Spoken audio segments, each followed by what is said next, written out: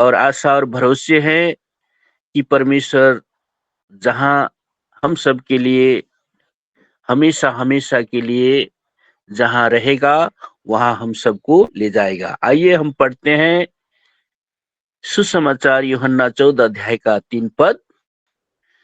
और यदि मैं जाकर तुम्हारे लिए जगह तैयार करूं तो फिर आकर तुम्हें अपने यहाँ ले जाऊंगा कि जहाँ मैं रहूं वहाँ तुम भी रहो। आमीन आमीन आमीन। आमेन आमेन। पास्टर जी को बहुत बहुत धन्यवाद जो प्रतिज्ञा पढ़कर सुनाए हैं। God bless you pastor Jaiveer Chaudhary ji Nepal से। अब समय है बहुत ही विशेष समय और महत्वपूर्ण समय।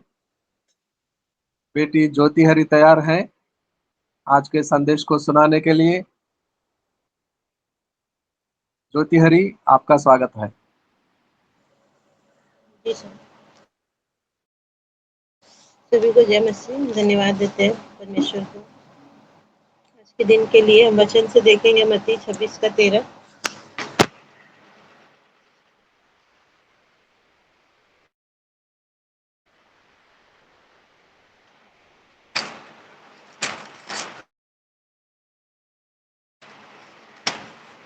कौन सा अध्याय पढ़ना है? 26 का 13। मैं तुमसे सच कहता हूँ कि सारे जगत में जहाँ कहीं यह समाचार प्रचार किया जाएगा वहाँ उसके इस काम का वर्णन भी उसके स्मरण में किया जाएगा। आमीन। प्रभु का धन्यवाद देते हैं। यहाँ पे प्रभु यीशु मसीह ने एक बात कही है कि मैं तुमसे सच सच कहता हूँ कि सारे जगत में जहाँ कहीं यह सुसमाचार प्रचार किया जाएगा वहाँ उसके इस काम का वर्णन भी उसके स्मरण में किया जाएगा। आमीन। यहाँ पे हमने जब ये वचन को हम लोग पढ़ते हैं तो उसके आगे एक विषय है जो परमेश्वर जब हम लोग पढ़े और इसको जानते हैं हम लोग इस विषय में कि 6 में लिखा हुआ है कि जब बेतनियाह में शमून कोढ़ी के घर में था जब यीशु बेतनियाह में शमून कोढ़ी के घर में था तो एक स्त्री संगमरमर के पात्र में बहुमूल्य इत्र लेकर उसके पास आई और जब वह भोजन करने बैठा था तो उसके सिर पर उंडेल दिया। यह देखकर उसके चेले रिसियाए और कहने लगे, इसका क्यों सत्यानाश किया गया? इसे तो अच्छे दाम पर बेचकर कंगालों में बांटा जा सकता था। यह जानकर यीशु ने उनसे कहा, स्त्री को क्यों सताते हो? उसने मेरे साथ भलाई की है। कंगाल तो तुम्हारे साथ सदा रहते हैं परंतु मैं तुम्हारे साथ सदैव ना रहूंगा। उसने मेरी देह पर जो यह इत्र उंडेला है वह मेरे गाड़े जाने के लिए किया है। आमीन। यहाँ हम देखते हैं कि प्रभु यीशु मसीह के पास एक स्त्री आई और वो क्या कर रही है कि परमेश्वर को तेल उंडेल रही है उनके बदन में, उनके पैरों में। और उनको ये करते हुए देख उनके जितने चेले लोग हैं वो लोग क्या कर रहे हैं, रिसिया रहे हैं। तो मतलब कि वो गुस्सा हो रहे हैं। उनको ये नहीं चाहिए कि उनका जो वो तेल है वो यीशु मसीह के ऊपर लगाया जाए, क्योंकि वो चाहते हैं कि वो तेल को जो है वो क्या करे, बेचे और बेच के कंगालों में उसको दे। जो यहाँ पे हर एक चेला जो है इस बात को लेकर सहमत है कि ऐसा किया जा सकता था कि तेल जो है वो वेस्ट ना किया जाए। पर यीशु मसीह जो है यहाँ पे 13 में एक बहुत ही विशेष बात को बताते हैं कि ये जो कार्य किया गया है वो क्या होगा, पृथ्वी के जितने भी लोग हैं जहाँ भी बाइबल का नाम का सुसमाचार का प्रचार किया जाएगा इस बात का वर्णन किया जाएगा। क्योंकि एक छोटा सा जो तेल का घटना है वो तेल से परमेश्वर हम लोग को बहुत कुछ सिखाते हैं कि वो सिर्फ एक मामूली तेल नहीं था, वो परमेश्वर का आगे का कार्य का योजना था। यहोवा परमेश्वर जिस कार्य के लिए प्रभु यीशु मसीह चुने हुए थे उसके लिए इसका तेल का इस्तेमाल किया गया था। जैसे हम लोग और एक वचन में भी देखेंगे, भजन संहिता 23 का 5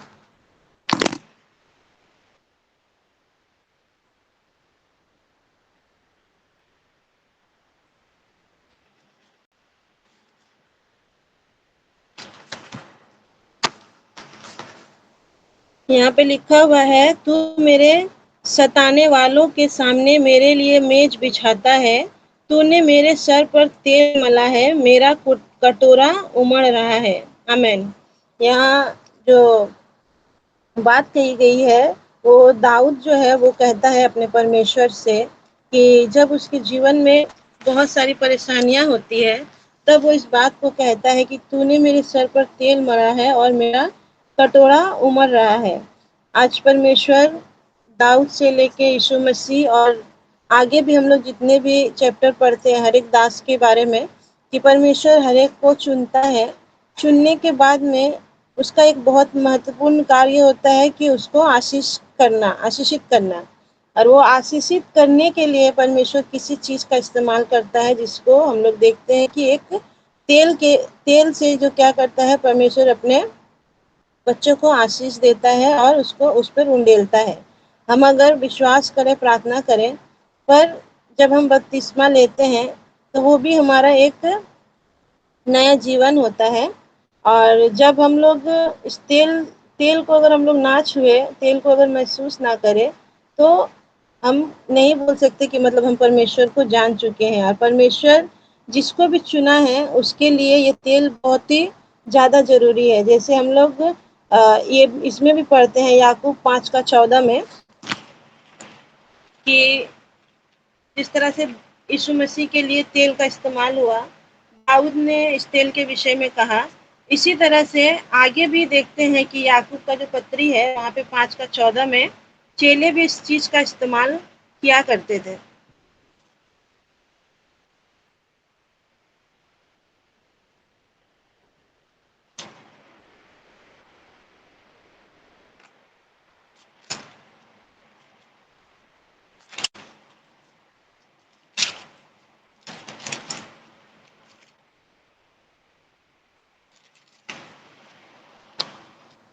कि लिखा है हाँ। कि यदि में कोई रोगी है तो कलीसिया के प्राचीनों को बुलाए और वे प्रभु के नाम से उस पर तेल मल कर उसके लिए प्रार्थना करें, और विश्वास की प्रार्थना के द्वारा रोगी बच जाएगा और प्रभु उसको उठाकर खड़ा करेगा।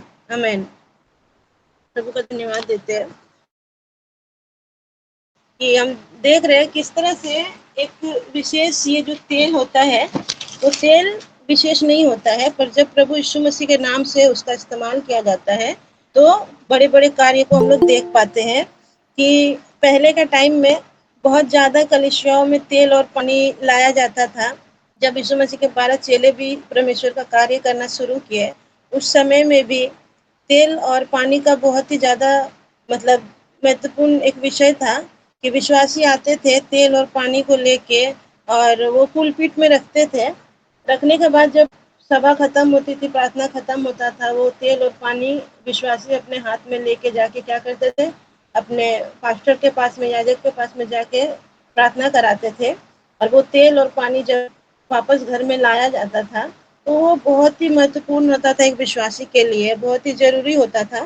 क्योंकि वो पानी जो है वो जब अपने घर में छींकता था, वो कोई बीमार होता था वो पीता है, तो उससे क्या होता है, उससे भी एक चंगाई मिलती है।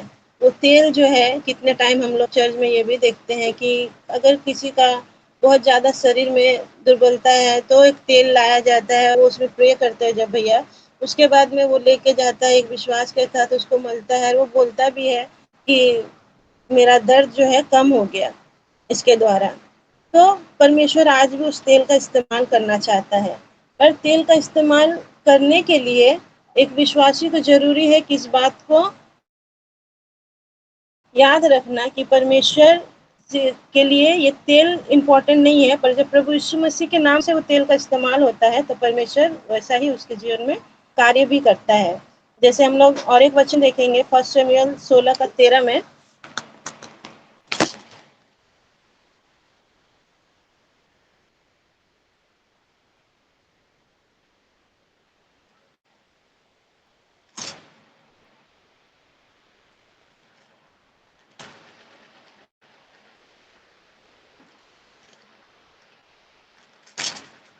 सोलह का 13 पढ़ना है। हेलो। जी सर।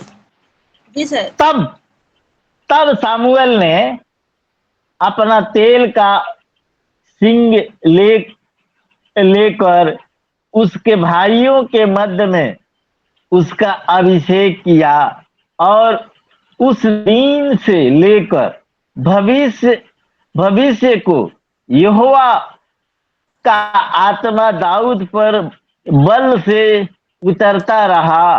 तब सामुएल उठकर रामा को चला गया। आमीन। आमीन। प्रभु को धन्यवाद देते हैं। इस वचन में साफ साफ परमेश्वर हम लोग को बताते हैं कि किस तरह शमूएल याजक जो है वो दाऊद का अभिषेक किए थे। और दाऊद का अभिषेक हम लोग सब जानते हैं कि उनके कितने भाई थे। सारों को बुलाया गया था पर दाऊद वहाँ पे नहीं थे, पर उनका चुनाव हुआ और उनको क्या हुआ, उनके भाइयों के सामने में उनका अभिषेक हुआ। और सिर्फ अभिषेक ही नहीं हुआ, उस दिन जो है यहोवा का जो आत्मा है दाऊद के ऊपर आया था। और उस दिन से लेके उसका जब तक मृत्यु ना हुआ तब तक जो है दाऊद क्या कर रहे हैं, उस आशीष को लेके वो जो तेल का अभिषेक उसके ऊपर किया गया था उसके द्वारा वो कार्य कर रहा था, जिसके लिए हम लोग देखते हैं कि पूरा बाइबल में बहुत ही बार दाऊद का उल्लेख किया गया है। और दाऊद को सबसे ज़्यादा वर्शिप लीडर माना गया है कि वो जिस तरह से परमेश्वर का महिमा करता था, आज के दिन तक भी उसे वैसा महिमा कोई भी नहीं करता। वो जितना भजन हम लोग गाते हैं, भजन संहिता पूरा ही वो भजन करता था, परमेश्वर का आराधना करता था और परमेश्वर उससे बहुत ही खुशी था, क्योंकि वो जो तेल है ना, उसका तेल का इस्तेमाल वो सही तरीके से कर रहा था। हाँ, कुछ टाइम ऐसा आया जिस टाइम में उसके जीवन में भी उतार चढ़ाव आया, उसने भी कुछ गलतियां किया, उनके बेटों बेटियों ने भी उनका कुछ अच्छा व्यवहार नहीं किया उसके साथ।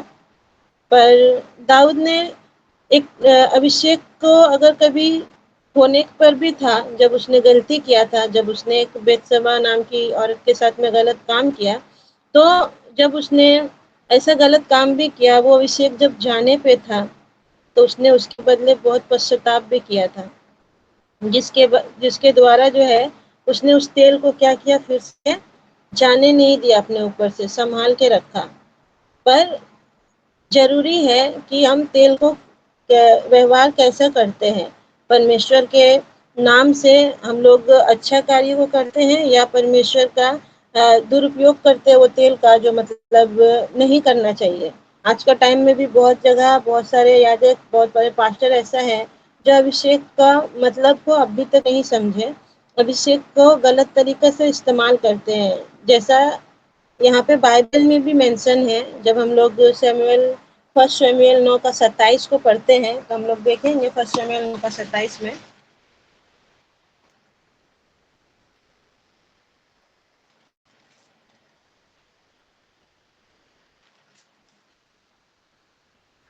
शमूएल 1 का 27।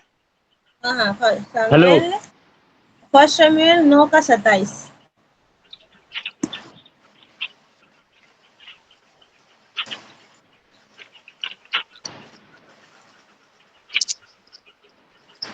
और नगर के सिरे की ऊंचाई पर चलते चलते शमूएल ने शाऊल से कहा, अपने सेवक को हमसे आगे बढ़ने की आज्ञा दे। वह आगे बढ़ गया, परंतु तू अभी खड़ा रह कि मैं तुझे परमेश्वर का वचन सुनाऊं। आमीन आमीन। भी पढ़िए सर। तब शमूएल ने एक कुप्पी तेल लेकर उसके सिर पर उंडेला और उसे चूम कर कहा, क्या इसका कारण यह नहीं कि यहोवा ने अपने निज भाग के ऊपर प्रधान होने को तेरा अभिषेक किया है। आमीन। आमीन आमीन। कि हम लोग पढ़ रहे थे कि दाऊद का अभिषेक हुआ तेल के द्वारा और उसके ऊपर क्या हुआ, परमेश्वर का आत्मा ठहरा। पर यहाँ जब हम लोग इसके पहले पढ़ते हैं कि उसके पहले दाऊद के पहले शाऊल था और पहले उसका अभिषेक हुआ था, परमेश्वर ने उसको चुना था। उसके बाद हम देखते हैं कि परमेश्वर ने उसको चुना, अभिषेक किया, उसके बारे में भविष्यवाणियाँ भी हुई उसको शमूएल ने बहुत सारी बातें भी, घटना भी बताई कि जब तू यहाँ से जाएगा तो तेरे साथ क्या क्या घटेगा, जो हम लोग पर जानते हैं इसके विषय में। वो सारी बातें हुई और हम लोग देखते कि वो नबूवत करने लगा इन सारे काम को होते हुए देखकर। उसके बाद वो चल रहा, और चलते चलते उसके जीवन में भी बहुत सारा ऐसा टाइम आया जिस समय वो तेल को संभाल के रख नहीं पाया, उस अभिषेक को संभाल के रख नहीं पाया, जो हम लोग 1 शमूएल 13 में लिखा हुआ है कि शमूएल उसके पास फिर वापस आया था शाऊल के पास में, और वो इस बार अभिषेक करने, पहली बार अभिषेक करने आया, पर दूसरी बार वो इस विषय के बारे में शाऊल से बात करने के लिए आया। लिखा है कि शमूएल ने शाऊल से कहा, तूने मूर्खता का काम किया है, तूने अपने परमेश्वर यहोवा की आज्ञाओं को नहीं माना, नहीं तो यहोवा तेरा राज्य इस्राएलियों के ऊपर सदा स्थिर रखता। परंतु अब तेरा राज्य बना ना रहेगा। यहोवा ने अपने लिए एक ऐसा पुरुष को ढूंढ लिया है जो उसके मन के अनुसार है, और यहोवा ने उसी को अपनी प्रजा पर प्रधान होने को ठहराया है, क्योंकि तूने यहोवा की आज्ञा को नहीं माना। आमीन। यहाँ पे देखते हैं कि शमूएल जो है याजक, वो पूरा साफ साफ कहता है कि तेरा राज्य जो है वो आगे बना नहीं रह पाएगा, क्योंकि वो जो तेल का अभिषेक शमूएल ने किया था उनके ऊपर में, तो इसका जो वो इतना महत्वपूर्ण कार्य किया परमेश्वर की आज्ञा को सुनकर, पर हम देखते हैं कि शाऊल जो है वो अपने जीवन में बहुत कम समय ही परमेश्वर को अपना जीवन से कार्य को दिखा सका, क्योंकि उसके मन में एक लालच था। क्योंकि जब इस विषय को शमूएल इसलिए उसके विषय में ये कहता है क्योंकि इसके आगे एक युद्ध के बारे में लिखा गया है, जहाँ पे शाऊल जाता है और जो चीज परमेश्वर ने उसको कहा था नष्ट करने के लिए, वो नष्ट नहीं करता। वो कुछ चीजें जो उसको बहुत अच्छा लगता है, जो बहुत भाता है उसको, वो सारी चीजों को अपने पास रख लेता है। अब वो उसका वो जो चुनाव है वो सारी चीजों को रखने का, इसीलिए परमेश्वर उसको अब अप्रसन्न रहता है उससे। क्योंकि आज के टाइम में भी हमारे जीवन में भी ऐसा बहुत सारी चीजें हैं जो जब हम प्रभु में बैप्टिज्म नहीं लेते या अभिषेक नहीं किया जाता हमारा, तब तो हम लोग यही बोलते हैं कि परमेश्वर हम तेरे लिए सब कुछ छोड़ सकते हैं। पर असली परीक्षा, असली टाइम तब आता है जब हम लोग का अभिषेक हो जाता है, जब हम लोग बैप्टिज्म लेते हैं। उसके बाद बहुत कठिन हो जाता है परमेश्वर का जीवन को जीना। लोग बोलते हैं कि परमेश्वर के लिए हम मरेंगे, परमेश्वर के लिए मरना मेरे लिए कोई बड़ी बात नहीं है, हम मर सकते हैं, प्रभु यीशु मसीह के नाम से ही हम मरना चाहते हैं, उसका प्रचार करते करते मरना चाहते हैं। ऐसा बहुत सारे लोगों को मुझसे सुनते हैं, तो जैसा लगता है, ऐसा जब पहले सुनते थे तो लगता था कि सच में ये व्यक्ति जो है वो बहुत प्रभु को प्यार करता है और बहुत प्रभु को लेकर सीरियस है अपने लाइफ में, कि उसके लिए ही जिएगा, उसके लिए ही मरेगा।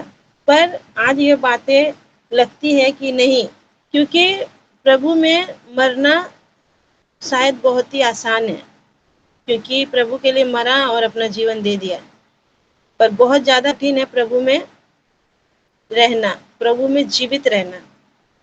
प्रभु में मरना आसान होता है, पर प्रभु के लिए जीना बहुत ही मुश्किल होता है, क्योंकि जीने के लिए हम लोग बहुत सारी आज्ञाओं का पालन को रोज मानना पड़ता है, जो हमारे द्वारा नहीं कर पाते। हम लोग हमेशा परमेश्वर को बहुत ही ज़्यादा मतलब निराश करते हैं अपनी बातों के द्वारा, अपने बहुत सारे कामों के द्वारा, जो हमारे जीवन से नहीं होना चाहिए। हमें हमेशा याद रखना चाहिए कि परमेश्वर ने मेरा अभिषेक किया है उस तेल के द्वारा जो परमेश्वर के नाम से आता है, और उसको हम लोग को किस तरह से इस्तेमाल करना चाहिए। जैसे कि यहाँ पे देखते हैं हम लोग शाऊल के विषय में, जब हम लोग ने पढ़ा कि वो किस तरह से वो सारी चीज़ों को लेके बहुत ज़्यादा इम्पोर्टेंस दिखाया, और यहोवा परमेश्वर को जो है छोटा समझाए।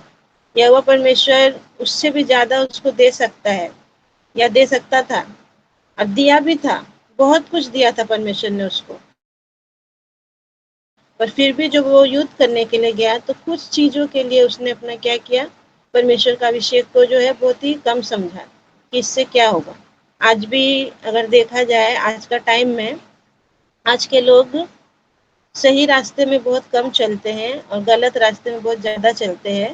ज़्यादातर कोई इंसान अगर कोई वफ़ादार है, वो अगर सरकारी नौकरी करता है, तो सरकारी नौकरी में ही ज़्यादातर हम लोग देखते हैं। सरकारी नौकरी मतलब एक अच्छा सैलरी होता है, पर फिर भी वही सरकारी लोग जब हम लोग दफ्तर में किसी कार्य के लिए जाते हैं, तो वो लोग हम लोग से घूस माँगता है।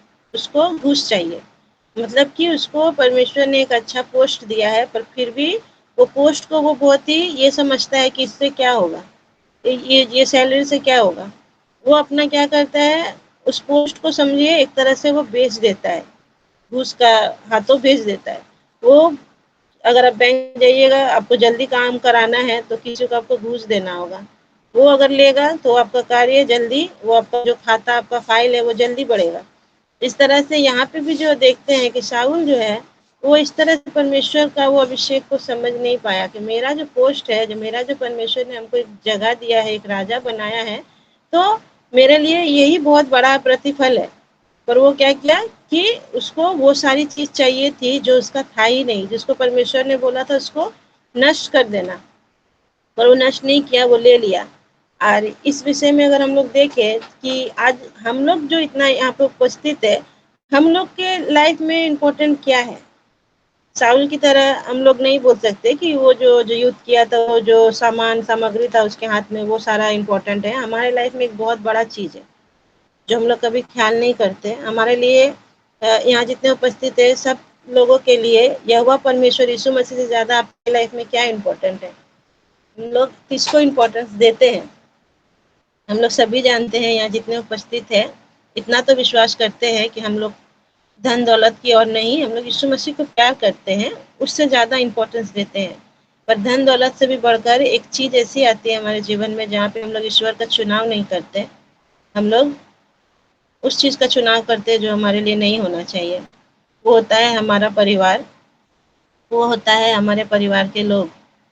हम लोग आज यहाँ पे जितने जन आते हैं, तो अ, हम देखते हैं कि हम लोग प्रार्थना कराते हैं। इस बात का आप लोग बुरा नहीं मानिएगा, पर हम लोग बहुत टाइम अपने फैमिली के लिए प्रार्थना कराते हैं कि मेरा ये, मेरा वो, मेरा माँ, मेरा बाप, मेरे बच्चे, इसके लिए ये होना चाहिए, उसके लिए वो होना चाहिए, सब कुछ ठीक है।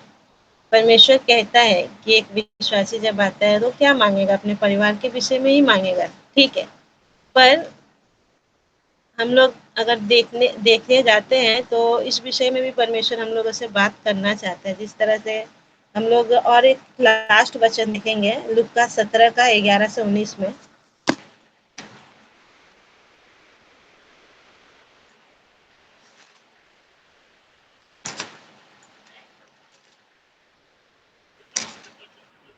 ऐसा हुआ कि वह यरूशलेम जाते हुए समरिया और गलील के बीच में होकर जा रहा था। आमीन। जी सर, 19 तक पढ़िए। किसी गांव में प्रवेश करते समय उसे 10 कोढ़ी मिले। उन्होंने दूर खड़े होकर के ऊंचे शब्द से कहा, हे यीशु, हे स्वामी, हम पर दया कर। उसने उन्हें देखकर कहा, जाओ और अपने आप को याजकों को दिखाओ। और जाते ही जाते वे शुद्ध हो गए। तब उन्होंने उनमें से एक यह देखकर कि मैं चंगा हो गया हूँ, ऊंचे शब्द से परमेश्वर की बड़ाई करता हुआ लौट आया और यीशु के पांव पर मुंह के बल गिर करके उसका धन्यवाद करने लगा। और वह सामरी था। इस पर यीशु ने कहा, क्या 10 शुद्ध न हुए? तो फिर वे 9 कहाँ हैं? क्या इस परदेसी को छोड़ और कोई न निकला जो परमेश्वर की बड़ाई करता? तब उसने उससे कहा, उठकर चला जा, तेरे विश्वास ने तुझे चंगा किया है। आमीन। आमीन। यहाँ पे हम देखते हैं कि प्रभु यीशु मसीह ने 10 कोढ़ी को चंगा किया, पर वापस एक आया जिसके लिए खुद परमेश्वर के पास भी ये क्वेश्चन आया कि 9 कहाँ है। वो जब शुद्ध हुए, क्या वो शुद्ध नहीं हुए? क्योंकि प्रभु यीशु मसीह को पता है कि वो प्रार्थना करेंगे और कोई शुद्ध नहीं होगा, ऐसा नहीं हो सकता। वो शुद्ध हुआ, पर वो शुद्ध हुआ व्यक्ति कहाँ है? आज हम भी देखते हैं यहाँ पे जब प्रार्थना किए जाते हैं शादी विवाह के लिए, बीमारी के लिए और बहुत सारी बातों के लिए, परमेश्वर क्या कार्य नहीं करता? परमेश्वर करता है। हमारी प्रार्थना को कभी भी अनसुनी नहीं करता। आज भी हम लोग जब प्रार्थना कर रहे हो 5 जन के लिए जिसको कैंसर का रोग है, तो हमको पता है कि अगर उसके नाम से रोज प्रार्थना हो रहा है तो व्यक्ति जो 5 सही सलामत है। क्योंकि जब इंसान सही रहता है तब कोई बात नहीं आता, तब कोई फ़ोन कॉल, तब कोई ऐसी बातें नहीं आती है, वो नहीं जुड़ता। पर जब इंसान तकलीफ में रहता है तब फ़ोन करके बोलता है कि प्रार्थना करो क्योंकि मेरा रोग बढ़ गया है। ये कैंसर का जितने 5 पेशेंट हैं, ये लोग 5 ही लास्ट स्टेज में हैं। और उसके लिए हम हमेशा रोज़ उनके लिए प्रार्थना करते हैं और मुझे इसका आंसर रोज़ मिलता है क्योंकि आज तक वो सही सलामत है बोल के उनका कैंसर के रोग से वो ठीक है। इसीलिए अभी तक कोई फ़ोन नहीं आया, किसी ने फ़ोन करके नहीं बोला। पर जब बात बिगड़ती है तब लोग बोलते हैं कि प्रार्थना करना क्योंकि उसका जो कैंसर का ये है वो लास्ट स्टेज में आ गया, डॉक्टर ये बोला, डॉक्टर वो बोला।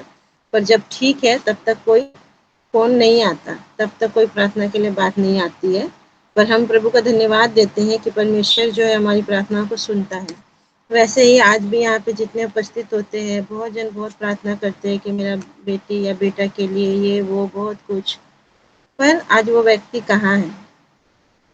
क्या पिछले दिनों हम लोग बहुत सारे लोगों के लिए प्रार्थना नहीं कर रहे थे? शादी ब्याह के लिए प्रार्थना कर रहे थे, पर किसने आके परमेश्वर को धन्यवाद दिया? किसी ने नहीं दिया। आज धनराज सर ने भी हरिंदर सर को जब पूछा कि आपके बेटे का शादी कैसा रहा, तब उन्होंने बताया कि हाँ, प्रभु की दया से आपकी विनती प्रार्थना को सुना गया और सब कुछ ठीक हुआ। पर क्या ये ज़रूरी था कि उनको पूछना पड़ा? ज़रूरी ये होता है कि वो खुद आके बताते कि जो भी प्रार्थनाएं हुई वो सफल हुई। आज यहाँ पे बहुत लोग जो है बीमार होते हैं, चंगे हो जाते हैं। बीमारी के लिए तो प्रार्थनाएं आती है, पर धन्यवाद करने के लिए कितने लोग आते हैं? धन्यवाद करने के लिए बहुत ही कम होता है ऐसा जो माइक खोल के बोलता है कि हाँ, ये कार्य हुआ, इसके लिए हम प्रभु को धन्यवाद देते हैं कि इतनी सारी प्रार्थना जो करी जा रही थी वो हुई। गवाही का देना बहुत ज़रूरी है क्योंकि ये गवाही जो होता है वो परमेश्वर का आशीष होता है कि विश्वासियों का विश्वास बढ़ता है बहुत ज़्यादा। पर आज वो सही इस्तेमाल और गलत इस्तेमाल आज हम लोग भी करते हैं। हम लोग प्रार्थना कराते हैं समस्या में हमारे जब परिवार पड़ता है तो, पर वो परिवार को नहीं बोलते हम लोग कि तुमको भी उपस्थित होना चाहिए। परमेश्वर ने भी कहा है कि मुझसे ज़्यादा तुम किसी से प्यार मत करना। ऐसा समय आएगा कि माँ बेटी को और बहू सास को, ऐसा जितने भी रिलेशन है वो सारे अपने आप में ये झगड़ा करेंगे, अपने आप से लेंगे। वो क्यों होगा? वो इसलिए होगा क्योंकि हमारे लिए जो इम्पोर्टेंट है हमारा परिवार, जो वो साउल जिस तरह से उसने धन दौलत और कुछ चीज़ों को बहुत इम्पोर्टेंस दिया था, आज हम लोग वो धन दौलत सोचते हैं। हम लोग तो ऐसा नहीं करते, हम लोग तो बहुत अच्छे हैं, हम लोग को कोई लालच नहीं है धन दौलत का। पर आपके जीवन में धन दौलत से भी बढ़कर कुछ है, वो है आपका परिवार, जो आप परिवार के लिए बहुत ज़्यादा सोचते हैं। परिवार कितना बिजी है? परिवार सुबह सुबह क्या हर एक जन इतना बिजी है जिसके लिए आप प्रार्थना कराते हो, वो कहाँ है? अगर आप सुबह उठ के, आप प्रभु यीशु मसीह उठ के आपके उन लोगों को सही बुद्धि, ज्ञान और चंगाई देता है, जब वो इतने बिजी शेड्यूल में होते हुए भी हर एक के जीवन में कार्य करते हैं। किस लिए? क्योंकि आप उनको बोलते हो कि मेरा ये, मेरा वो, उसका ये होना चाहिए, उसका वो होना चाहिए। जस्ट सुबह से उठ के हम लोग क्या करते हैं, प्रभु यीशु मसीह को एक लिस्ट थमाते हैं। हम लोग बोलते हैं प्रभु यीशु मसीह को हम समय देते हैं। नहीं, हम लोग समय नहीं देते। हम लोग प्रभु यीशु मसीह के हाथ में एक लिस्ट समा देते हैं कि ये चीज़ होना चाहिए, ये सारा कार्य आपको करना चाहिए। पर हम लोग वही लिस्ट ले जाके उन लोगों को नहीं देते जिनके लिए हम प्रार्थना करते हैं कि तुम्हारे लिए ये चीज़ परमेश्वर ने किया है, तो तुमको क्या करना चाहिए? इतना बिजी नहीं होना चाहिए कि तुम प्रभु यीशु मसीह के पास ना आओ। और आपको ज़्यादा मेहनत भी नहीं करना है, आपको ज़्यादा उसको कहीं पे घर छोड़ के कहीं पे किसी रोज चर्च नहीं जाना है। जस्ट एक लिंक का व्यवहार हो रहा है यहाँ पे।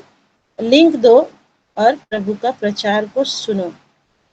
हो सकता है कि हम शायद 7 क्लास तक पढ़े हैं, तो हमको इतना नहीं पता कि शायद कोई पढ़ा लिखा व्यक्ति के पास इतना समय नहीं होता है, शायद सुबह में बहुत काम हो सकता है।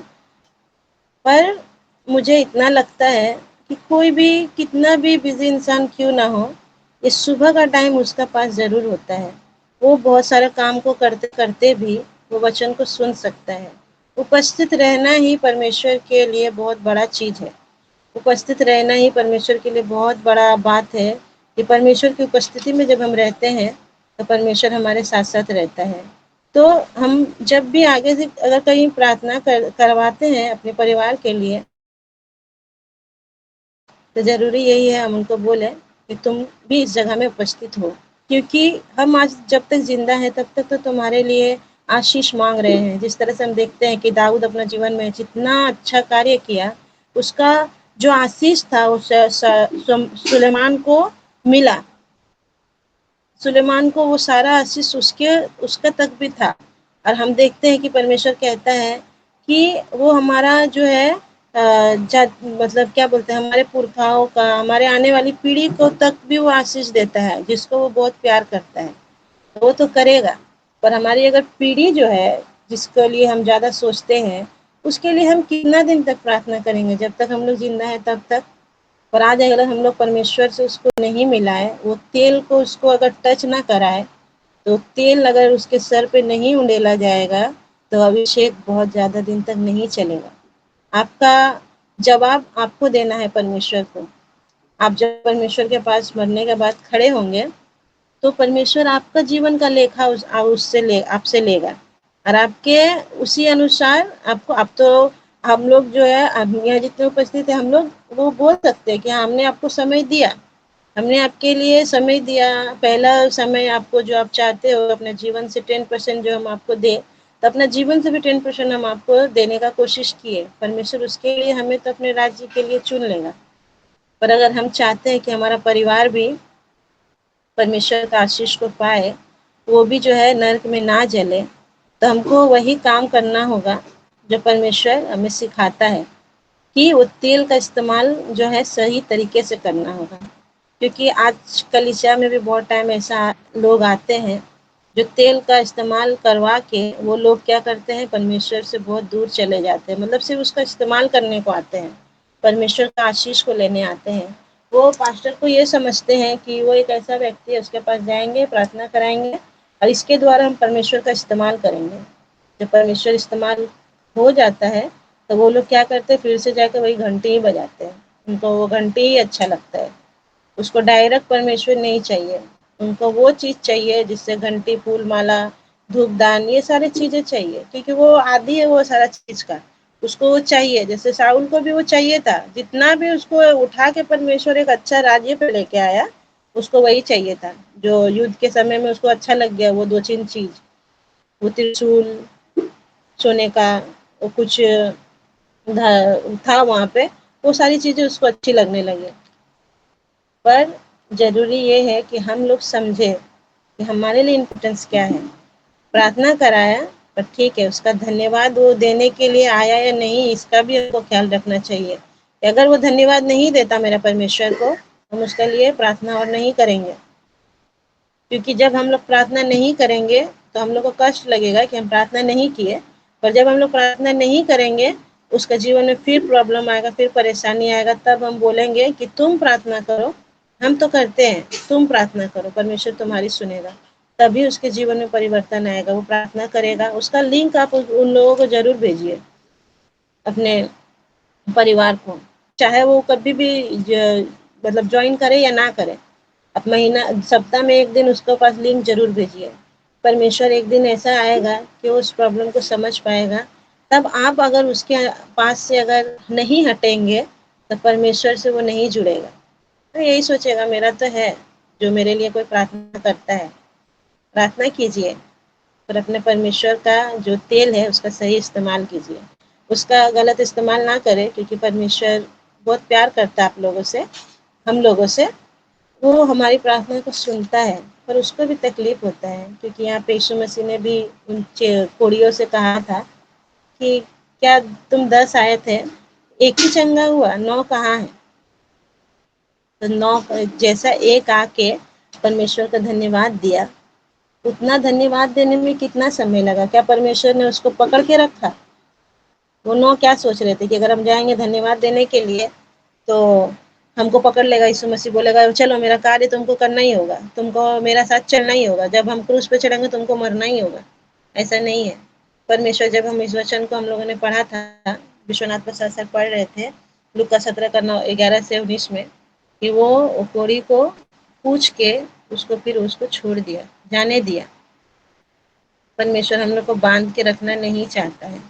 परमेश्वर जानता है कि कौन व्यक्ति उसको पकड़ के रखेगा, कौन उसको छोड़ेगा। क्योंकि आज भी हम लोग देखते हैं कि बहुत सारी ऐसी बातें हैं जो हम लोग देखते हैं कि शादी के लिए भी कितने लोग प्रार्थना कराते हैं, पर जब हम लोग सुनते हैं कि शादी के लिए कहाँ प्रार्थना कर रहा है, प्रभु के घर में, प्रभु के जगह में, कि शादी अच्छे से हो जाए।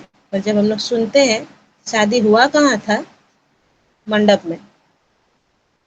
मतलब परमेश्वर पूरा कार्य करता है, परमेश्वर से वो मंडप में हमारे यहाँ प्रार्थनाएं होती है कि शादी हो जाए, ठीक से सब कुछ सही सलामत हो, कोई चीज कमी घटी ना हो। पर जब मंडप में बैठता है तो ओम विष्णु ओम हरि यही सब बोल के उसका नाम लेता है। तो ये क्या है? ये भी वही चीज है कि परमेश्वर का इस्तेमाल किया जाना। हम लोग क्यों परमेश्वर का इस्तेमाल होने देंगे? संसार तो ऐसा है ही, संसार ऐसा ही है कि वो सिर्फ अच्छा लेना जानता है, परमेश्वर का धन्यवाद नहीं देता। पर आज हम लोग अगर अपने जीवन में स्थिर नहीं रहेंगे, हम लोग लीडर्स जो है, अगर हम लोग ऐसे ही परमेश्वर का इस्तेमाल करने देंगे तो दुनिया तो इस्तेमाल करेगा ही यीशु मसीह का। मेरा कहना यही है कि हम लोग परमेश्वर का इस्तेमाल होने क्यों दें? जब मेरे घर में भी एक बहुत लॉकडाउन के टाइम में बहुत जब झगड़ा झमेला हुआ घर के पीछे, बार बार आप लोग ये बात को सुन चुके हैं, बहुत हुआ। तो उस टाइम कल भी इस बात को भैया ने मेरे को बोल के बताया था कि तुमने एक बात किया था परमेश्वर से, क्या तुमने किया? हम यहाँ पे किसी को दिल नहीं दुखा रहे, हम अपने बारे में भी बोल रहे कि जब पहला टाइम मेरा घर के पीछे जब झगड़ा हुआ था और पुलिस थाना केस हुआ, तो उस समय में एक बात आई थी कि मेरा भाई का नाम पे वो लोग केस किया था। और उस समय हम बहुत रो के, बहुत परेशान होकर भैया से एक बात बोले थे कि अगर मेरा भाई को जेल हुआ, अगर उसको जेल रुकना पड़ा तो अच्छा नहीं होगा, पर अगर मेरा भाई जेल नहीं रुकेगा, हम परमेश्वर का लिए ही जिएंगे, उसका लिए ही कार्य करेंगे। इतना सब कुछ बोले। भैया भी बोला हमको ऐसा नहीं होगा, तुम्हारा भाई नहीं जाएगा, पर इसके बाद तुम परमेश्वर का ही कार्य करना। और ऐसा ही हुआ, परमेश्वर ने ऐसा ही किया। हम परमेश्वर का कार्य भी अभी कर रहे हैं। पर पता है, जिस भाई के लिए मैंने इतना बड़ा डिसीजन लिया था कि अगर मेरा भाई जेल जाएगा तो हम परमेश्वर को छोड़ देंगे, हम उसका साथ नहीं चलेंगे, आज वही वही भाई आज तक परमेश्वर के पास नहीं फिरा। क्योंकि वो जो परमेश्वर से अपने लिए मांगता, वो नहीं मांगा। हम खड़े हो गए बीच में कि अगर ये करेगा तो हम परमेश्वर को छोड़ देंगे, अगर उसको जेल जाना पड़ा तो। जब जेल का सिस्टम खत्म हुआ, मेरे भाई को प्रभु यीशु मसीह का बहुत धन्यवाद देते हैं, जेल तो क्या, जेल की चौखट तक भी उसको जाना नहीं पड़ा। मेरी ससुरी और एक वकील जाके पुलिस थाना में बात किया और मेरा भाई को किसी भी तरह का कोई ये नहीं आया, परेशानी नहीं आया, उसको चढ़ना ही नहीं पड़ा जेल में। पर पता है उसका दूसरा दिन क्या हुआ? उसका दूसरा दिन मेरा भाई, हम घर में खाना बना रहे थे और जब हम उसका फ़ोन में देखे तो उसका फ़ोन में एक स्टेटस आया था व्हाट्सएप में, और स्टेटस में वो शिव का फ़ोटो लगा के उसमें लिखा हुआ था कि जब तक तेरा हाथ रहेगा तब तक कोई भी मुझे कुछ भी नहीं कर सकता, ऐसा ही कुछ स्टेटस था।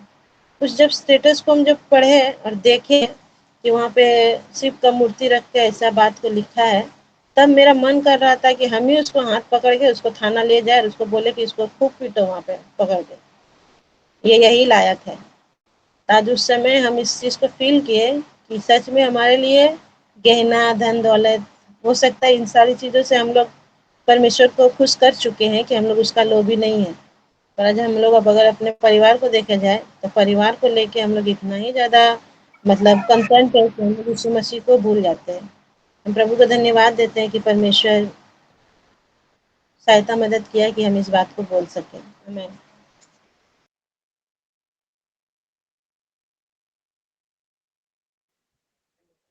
जय मसीह की। बहुत बहुत धन्यवाद ज्योति हरि को। बहुत ही सुंदर वचन को सुना रहे थे। यीशु मसीह 10 कोढ़ी को चंगा करते और 9 लोग क्या करते थे? संसार में खो गए थे।